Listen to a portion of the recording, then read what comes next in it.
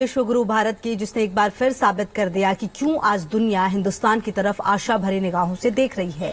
G20 summit शुरू होने से पहले किसी ने सोचा भी नहीं होगा कि दुनिया में जारी जंगी तनाव के बीच भी भारत सभी विरोधियों को एक मंच पर लाकर विश्व शांति का पाठ पढ़ा सकता है। लेकिन ये मुमकिन हो चुका है और इसकी सबसे बड़ी वजह है पीएम मोदी और विजन और उनका डिसीजन। रूस और यूक्रेन जंग के मुद्दे पर G20 समिट के साझा घोषणा पत्र में आम सहमति बनना भारत की कूटनीतिक जीत का सबूत है। ये रिपोर्ट देखिए।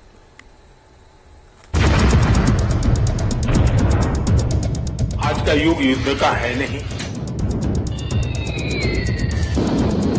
कि डेमोक्रेसी और डिप्लोमेसी और डायलॉग, ये सारी बातें ऐसी हैं कि जो दुनिया को एक स्पर्श करती है। रूस और यूक्रेन की जंग के बीच भारत ने ऐसा कूटनीतिक ब्रह्मास्त्र चलाया है कि पूरी दुनिया देखती रह गई। विश्व शांति के लिए भारत ने G20 के मंच से ऐसा संदेश दिया कि तमाम विरोधी देश नतमस्तक हो गए। G20 समिट शुरू होने से पहले जिस साझा घोषणा पत्र पर आम सहमति बनाने को लेकर न अमेरिकी राष्ट्रपति जो बाइडेन को भरोसा था, न फ्रांस के राष्ट्रपति इमैनुअल मैक्रों को यकीन था, न कनाडा के पीएम जस्टिन ट्रूडो को विश्वास था, न ब्रिटेन के प्रधानमंत्री ऋषि सुनक को यकीन था, लेकिन भारत को भरोसा था, भारत के प्रधानमंत्री नरेंद्र मोदी को विश्वास था। तभी तो रूस और यूक्रेन के जंगी माहौल के बीच भारत ने G20 समिट के साझा घोषणा पत्र पर सभी देशों की सहमति बनवाकर दुनिया को दिखा दिया कि क्यों भारत को विश्व गुरु कहा जाता है। एक खुशखबरी मिली है। हमारी टीम्स के हार्डवर्क से और आप सभी के सहयोग से नई Delhi G20 leaders summit declaration पर सहमति बनी है।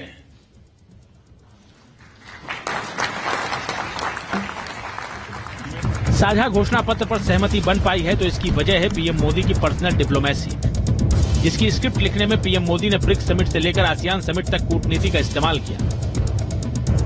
पिछले महीने की 22 से 24 तारीख को दक्षिण अफ्रीका में हुए ब्रिक्स समिट में पीएम मोदी शामिल हुए। इस दौरान पीएम मोदी ने बाइडेन और चीनी राष्ट्रपति शी जिनपिंग के अलावा दूसरे देशों के राष्ट्राध्यक्षों से मुलाकात की और G20 के साझा घोषणा पत्र के एजेंडे पर गतिरोध को दूर करने के लिए 1-to-1 बात की। ये सिलसिला जोहानिसबर्ग से जकार्ता तक जारी रहा, क्योंकि पीएम मोदी कोई कोर कसर नहीं छोड़ना चाहते थे। इसीलिए तो दिल्ली में G20 की तैयारियों के बीच पहुंच गए इंडोनेशिया। यहाँ 6 और 7 सितंबर को आसियान समिट में शिरकत की। इस समिट के दौरान भी अलग से G20 में शामिल प्रतिनिधियों के साथ रूस और यूक्रेन जंग के मुद्दे पर बात की और आम सहमति बनाने की कोशिश की। लेकिन पीएम मोदी ने असली कूटनीतिक ब्रह्मास्त्र चला G20 समिट में शामिल होने दिल्ली पहुंचे अमेरिकी राष्ट्रपति जो बाइडेन के साथ द्विपक्षीय बातचीत करके।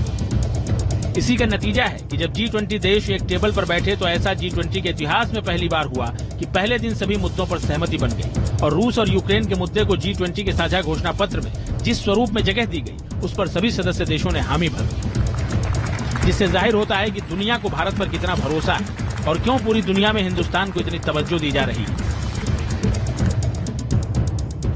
मोदी का मैजिक सिर्फ राजनीति में ही नहीं बल्कि कूटनीति में भी चलता है। G20 के मंच पर जिस तरह से डिक्लेरेशन को लेकर सवाल खड़े हो रहे थे, लेकिन पहले दिन ही भारत ने दिल्ली डिक्लेरेशन जारी करके ये बतला दिया कि मोदी किस तरह से कंसेंसस बनाने में माहिर हैं और उनकी स्वीकृति पूरी दुनिया में है। G20 समिट के घोषणा पत्र में कहा गया कि हमने UNSC और UNGA में अपनाए गए देश के रुख और प्रस्तावों को दोहराया है। सभी देशों को UN चार्टर के उद्देश्यों और सिद्धांतों के अनुरूप काम करना चाहिए, जिसके तहत किसी की भी क्षेत्रीय अखंडता और संप्रभुता या राजनीतिक स्वतंत्रता के खिलाफ क्षेत्रीय अधिग्रहण की धमकी या बल प्रयोग से बचना चाहिए। परमाणु हथियारों का इस्तेमाल या धमकी देना स्वीकार नहीं है। इसका मतलब है कि आज का युग युद्ध का युग नहीं है। भले ही रूस और यूक्रेन की जंग चल रही है, लेकिन भारत ने G20 समिट के साझा घोषणा पत्र में साफ कर दिया है कि हिंदुस्तान विश्व शांति के लिए हर मुमकिन कोशिश करता रहेगा। जो कि माहौल था, एक बड़ा उदासी का माहौल था, उसको हम खुशी का माहौल में बदलने में कामयाब हो पाए। तो ये और फोकस जो G20 का हमारा जो फोकस था कि हम ग्लोबल साउथ पर फोकस करें, इसकी ये वार पर, जो कि यूक्रेन वार के जियो पॉलिटिकल इश्यूज में आने नहीं चाहिए, क्योंकि इकोनॉमिक फाइनेंशियल इंस्टीट्यूशन है, उस पर फोकस है हमारी, और हम उसमें फोकस में लाने के लिए कामयाब रहे। G20 के साझा घोषणा पत्र पर यूक्रेन की भी प्रतिक्रिया सामने आई है। यूक्रेन के विदेश मंत्रालय के प्रवक्ता का बयान है। यूक्रेन उन सहयोगी देशों का आभारी है जिन्होंने घोषणा पत्र में सख्त शब्दों को शामिल करवाया, लेकिन ठीक इसी समय यूक्रेन पर रूस की आक्रामकता के संदर्भ में G20 समूह ने कुछ ऐसा नहीं किया है जिस पर गर्व किया जाए। भले ही यूक्रेन इस घोषणा पत्र से खुश नहीं है, लेकिन दुनिया के मोर्चे पर इसे भारत की बड़ी कूटनीतिक जीत के तौर पर देखा जा रहा है। वहीं रूस के विदेश मंत्री सर्गेई लावरोव ने भी G20 के ज्वाइंट डिक्लेरेशन की तारीफ की है। G20 समिट के बाद अब हर कोई आशा भरी निगाहों से देख रहा है कि अगर रूस और यूक्रेन की जंग कोई खत्म करवा सकता है तो वो हिंदुस्तान है, क्योंकि पुतिन के साथ भारत के बरसों पुराने रिश्ते हैं। Team news nation. यहाँ रुक रहे बहुत छोटे से ब्रेक के लिए, आप रहिए हमारे साथ, देखते रहिए न्यूज नेशन।